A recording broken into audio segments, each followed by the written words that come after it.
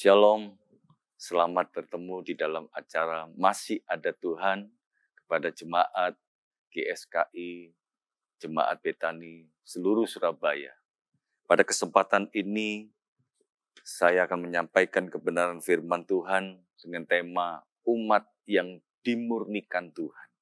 Saya akan membacakan dulu kebenaran firman Tuhan yang terambil dalam kitab Maleakhi pasal yang ketiga, ayat yang pertama sampai ayat yang ketiga.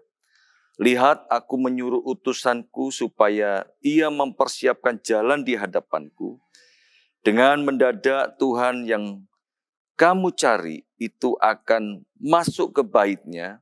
Malaikat perjanjian yang kamu kehendaki itu sesungguhnya ia datang, firman Tuhan semesta alam. Siapakah yang dapat tahan akan hari kedatangannya? Dan siapakah yang dapat tetap berdiri apabila ia menampakkan diri? Sebab ia seperti api tukang pemurni logam dan seperti sabun tukang penatu. Ayat yang ketiga, ia akan duduk seperti orang yang memurnikan dan mentahirkan perak. Dan ia mentahirkan orang Lewi, menyucikan mereka seperti emas, seperti perak, supaya mereka menjadi orang-orang yang mempersembahkan korban yang benar kepada Tuhan. Amin. Di sini dikatakan bahwa kitab Maleakhi ini adalah satu kitab teguran bagi bukan saja imam-imam, termasuk juga orang-orang Lewi yang tugasnya adalah di rumah ibadat. Dan bagaimana kehidupan mereka hanya mengikuti keinginan daging, tidak mendengarkan, tidak memperhatikan, tidak menghormati Tuhan. Di dalam mereka mempersembahkan sesuatu kepada Tuhan. Mereka hanya sekedar rutinitas. Makanya dikatakan, aku akan datang. Ini adalah sebuah gambaran Tuhan Yesus pada kedatangan yang kedua kali. Yaitu untuk memurnikan umatnya. Supaya mereka tidak bercacat celah ketika Tuhan datang kedua kalinya. Yang menjadi satu pertanyaan, apa yang dimurnikan Tuhan bagi kita sebagai orang-orang percaya?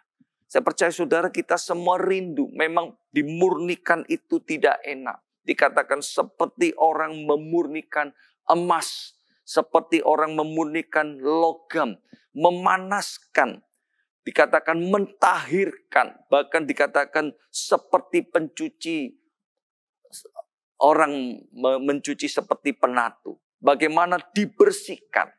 Yang pertama hanya dua hal yang perlu saya sampaikan. Ya, apa yang dimurnikan Tuhan di dalam kehidupan kita? Yang pertama adalah hati. Firman Tuhan katakan di dalam kitab Yeskiel pasal 36 ayat 25 sampai 26. Saya akan membacakan di dalam Yeskiel pasal yang ke-36 ayat yang ke-25 dan ayat yang ke-26. Bahwa dikatakan Tuhan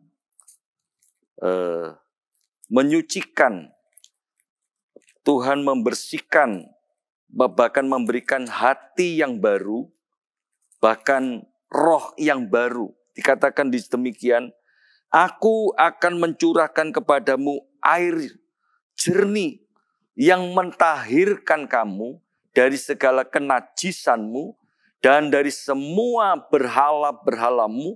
Aku akan mentahirkan kamu, kamu akan kuberikan hati yang baru. Hati yang baru dan roh yang baru di dalam batinmu. Dan aku menjauhkan dari tubuhmu hati yang keras. Dan kuberikan kepadamu hati yang taat. Inilah yang dimurnikan Tuhan yang pertama adalah hati kita. Karena hati itu adalah pancaran kehidupan kita. Segala sesuatu bersumber dari hati kita. Ketika hati kita jahat, maka kita melahirkan sesuatu yang jahat. Hati ini ada berbicara tentang pikiran dan perasaan kita. Makanya ketika kita bertobat, yang utama yang diubahkan Tuhan dulu, dimurnikan Tuhan dulu adalah hati kita. Bagian yang kedua adalah iman kita. Dikatakan bahwa kita ini memiliki iman yang murni. Iman yang murni adalah iman yang diuji oleh Tuhan. Seperti contoh daripada kalau kita perhatikan di dalam Matius pasal yang ke-15, bagaimana perempuan Kanaan yang memohon anaknya mengalami sakit, menderita, dan Tuhan Yesus tidak menjawab, tidak menghiraukan. Dan ketika Tuhan Yesus menjawab, tidak baik memberikan roti yang mestinya untuk anak-anak, tetapi diberikan kepada anjing. Tetapi perempuan ini dikatakan, dia merendahkan hatinya, menyembah. Sehingga Tuhan akhirnya mengangkat orang yang dimurnikan imannya dengan Tuhan. Tuhan akan mengangkat perempuan Kanaan ini. Dikatakan, hai ibu, besar imanmu. Jadi kalau saat ini kita sedang dimurnikan oleh Tuhan, kita tidak usah takut. Saya percaya hati kita akan Tuhan ubahkan menjadi hati yang murni.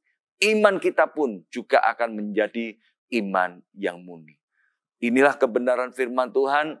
Tuhan Yesus memberkati. Amin.